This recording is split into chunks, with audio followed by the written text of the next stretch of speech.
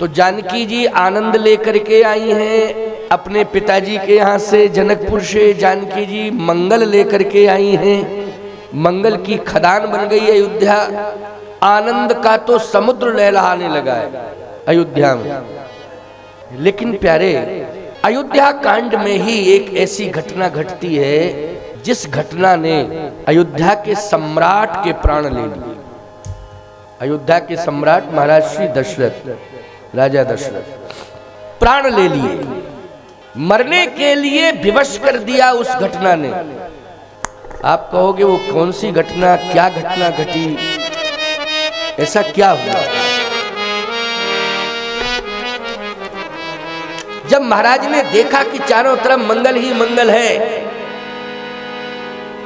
तो एक आनंद और हो जाए इसके लिए उन्होंने विचार किया है। तो एक आनंद कौन सा का, एक ही आनंद शेष रह गया है कि मैं सब जगह देख रहा हूं आनंद ही आनंद है, मंगल ही मंगल है। लेकिन एक मंगल शेष रह गया है, एक मंगल कार्य शेष रह गया है कि मैं अपनी आंखों से राम को राज्य सिंहासन पर बैठा हुआ देखूं। ये मंगल शेष रह गया है और मैं ये मंगल देखना चाहता हूं, ये आनंद देखना चाहता हूं अपनी आंखों से कि मैं राम को सिंहासन पर बैठा हुआ देखूं। इसके लिए मुझे राम का राज तिलक करना पड़ेगा। एक मंगल है चारों तरफ, लेकिन मंगल में मंगल आ जाए, इसमें विलंब करने की आवश्यकता नहीं है। महाराज श्री दशरथ सोच रहे हैं, लेकिन वो मंगल के बारे में सोचा। प्यारे, स्थिति ये बनी कि महाराज को प्राण छोड़ने पड़े। क्यों भाई? महाराज श्री दशरथ को महाप्रयाण करना पड़ा इसी मंगल के चक्कर में कि मैं राम को सिंहासन पर बिठा दूं, तिलक करूं और 4 चांद लग जाएंगे मंगल में। यही शेष रह गया है मंगल, बाकी तो सब कुछ मंगल ही मंगल।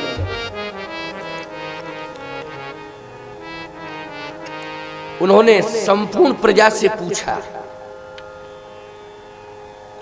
मेरे मन में एक इच्छा है कि मैं राम को सिंहासन पर बिठाऊं। आप लोगों के मन में क्या है? आप लोग अपनी इच्छा बताएं। जितने अयोध्या के अबाल वृद्ध नर नारी थे सब उत्साह में भर गए। सबने एक साथ कह दिया, महाराज हम सब यही चाहते हैं कि प्रभु राम शीघ्र राजा बने। अब आप विलंब मत करिए, आप तो श्री राम जी को सिंहासनासीन कर ही दीजिए। अब विलंब करने की आवश्यकता नहीं है। तो कितने लोग चाहते हैं? क्या इसमें मंथरा नहीं चाहती है, कैकेयी नहीं चाहती है कि राम जी सिंहासन पर बैठे? राम जी सिंहासन पर ना बैठे, क्या मंथरा और कैकेयी नहीं चाहती है? बाकी सब चाहते हैं। नहीं नहीं, यहां मंथरा और कैकेयी भी चाह रही है इस दोहे में। इस दोहे में कोई विरोध में है ही नहीं। यहां मंथरा हो चाहे कैकेयी हो चाहे कोई भी हो अयोध्या का, सब चाह रहे हैं। इस दोहे में कहीं विरोध है ही नहीं। दोहा कौन सा है? सबके उर अभिलाष है, सबके उर अभिलाष है। अब सब में बोलो, मंथरा हो चाहे कैकेयी हो, कोई भी हो, सब आ जाते हैं। सबके उर अभिलाष है, कहीं मनाए महेश।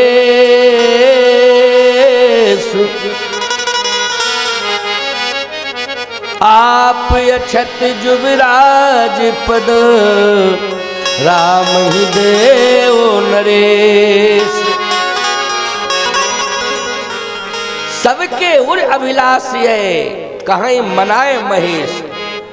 जितने भी अयोध्या के अबाल वृद्ध नर नारी हैं सब एक स्वर में कहीं मनाए महेश भगवान शिव से प्रार्थना कर रहे हैं, आप श्री राम जी को राजा बना दें, राजा बना दें। बार बार मेरी प्रार्थना है अयोध्या के सम्राट से, हे भगवान शंकर, आप इस शुभ कार्य में परम सहयोगी बन जाएं और ये कार्य शीघ्र संपन्न हो जाए। हम सब की ये प्रार्थना है। सबके ओर अभिलाष है, सबके मन में इच्छा है। यहाँ केकई जी के मन में कहीं कोई विरोध नहीं है, न यहाँ मंत्रा के मन में कोई विरोध है। सबके ओर हृदय में प्रसन्नता है सबके कि आप अछत युवराज पद राम ही देओ नरेश। राम जी को सिंहासन पर अति शीघ्र बिठाला जाए। महाराज श्री दशरथ ने सोचा कि सब तो कह रहे हैं, लेकिन गुरुदेव से भी तो पूछना चाहिए। गुरुदेव क्या आदेश देते हैं? गुरुजी से पूछा तो गुरुजी ने कहा, बेग विलंब न करिए नृप, बेग विलंब न करिए नृप, साजिए सकल समाज, सुदन सुमंगल तवहीं जब राम होए जुवराज। बेग मानी होता है जल्दी, विलंब करने की आवश्यकता नहीं है, जल्दी करो। इससे सिद्ध होता है कि गुरुदेव भी तो आदेश ही दे रहे हैं, बेग विलंब न करिए नृप, साजिए सकल समाज। लेकिन इस दोहे के अंतिम चरण में स्पष्टीकरण दिया है साहब, समझदार लोग समझ लें। गुरुदेव ने क्या कहा अंतिम चरण में इस दोहे के? सुदिन सुमंगल तवहीं जब, तवहीं जब राम होए जुवराज। सुदिन सुमंगल तवहीं जब राम होए जुवराज। इसका मतलब है कि सुदिन सुमंगल अवहीं नहीं है, सुदिन सुमंगल तवहीं। इसका अर्थ यह है कि राजन, तुम आज इस बात को सोच रहे हो कि मैं अपने पुत्र राम को सिंहासन पर बिठा दूं, राज तिलक कर दूं, तो ये सुदिन सुमंगल तवहीं है, अवहीं नहीं है। तवहीं मानी भविष्य, अवहीं मानी वर्तमान। हो गया स्पष्टीकरण? शंका तो नहीं? सुदिन सुमंगल तवहीं। लेकिन समझ में नहीं आ रहा है कि महाराज श्री दशरथ इतने बड़े विद्वान, इतने बड़े योग हैं, लेकिन महाराज श्री दशरथ गुरुदेव की इस बात को क्यों नहीं समझ पाए कि गुरुदेव भविष्य के लिए संकेत कर रहे हैं, वर्तमान के लिए नहीं। गुरुदेव का जो संकेत है वो वर्तमान के लिए नहीं, भविष्य के लिए। महाराज ने पूरी तैयारी कर ली साहब, समस्त तीर्थों का जल मंगा लिया, समस्त तीर्थों के संतों को आमंत्रित कर दिया, संपूर्ण तैयारियां लग गई।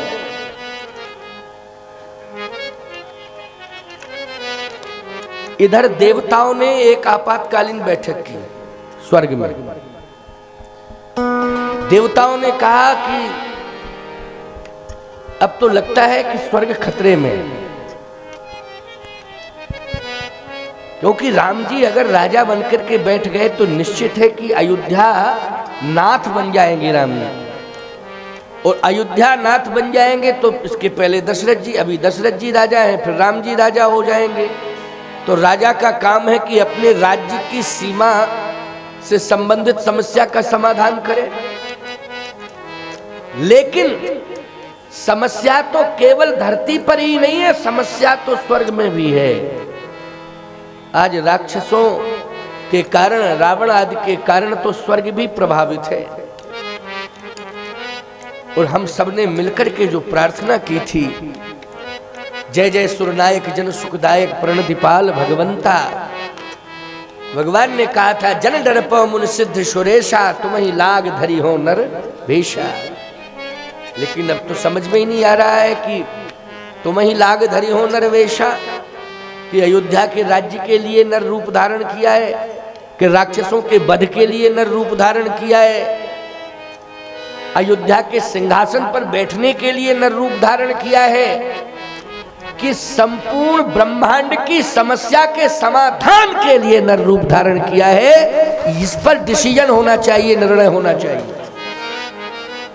स्वर्ग भी प्रभावित है, संपूर्ण देवता व्यथित हैं। रावण आवत सुनो सकोहा, देवन तकेउ मेरु गिर खोहा। देवता रह कहाँ पा रहे हैं शांति से, ये भी भागे भागे फिर रहे हैं, अपने प्राण बचाए फिर रहे हैं।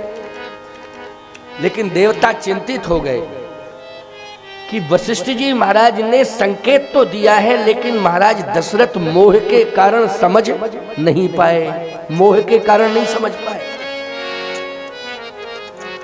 इसलिए कहता हूं कि जिसके जीवन में मोह आता है वो बहरा भी हो जाता है और अंधा भी हो जाता है।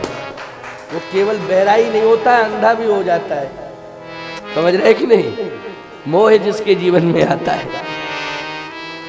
क्रोध उतना खतरनाक नहीं है जितना मोह खतरनाक है, क्योंकि मोह सकल व्याधन कर मूला, सकल व्याधन कर मूला। मोह यहां क्रोध पाप कर मूल है, लेकिन यहां मोह सकल व्याधन कर मूला।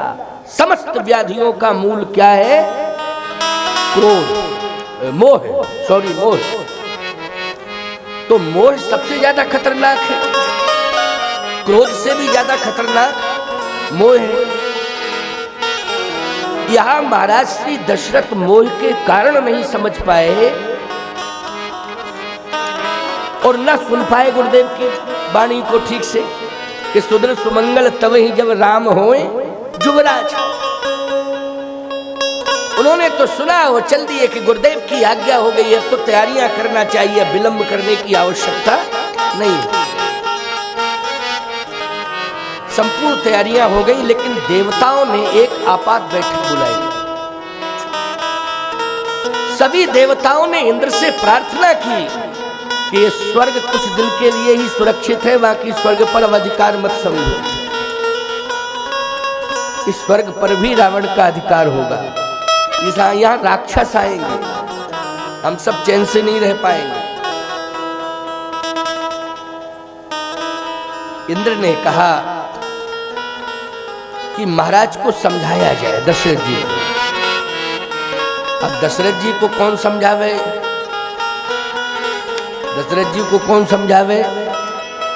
तो क्या इंद्र समझाएगा? आप कहो कि इंद्र कैसे समझाएगा महाराज दशरथ को? तो क्या दशरथ जी को यहीं बुलाया जाए स्वर्ग में, या तो दशरथ के पास इंद्र जावे या इंद्र के पास दशरथ जी आवे? तो देखो आने जाने का क्रम है। महाराज दशरथ का और इंद्र का संबंध है, इसमें कोई शंका वाली बात नहीं। आप कहो कैसा संबंध है? कहाँ लिखा है, किस पुराण में लिखा है? अरे रामायण में लिखा है, रामचरितमानस में। ठीक से पढ़ो तो समझ में आ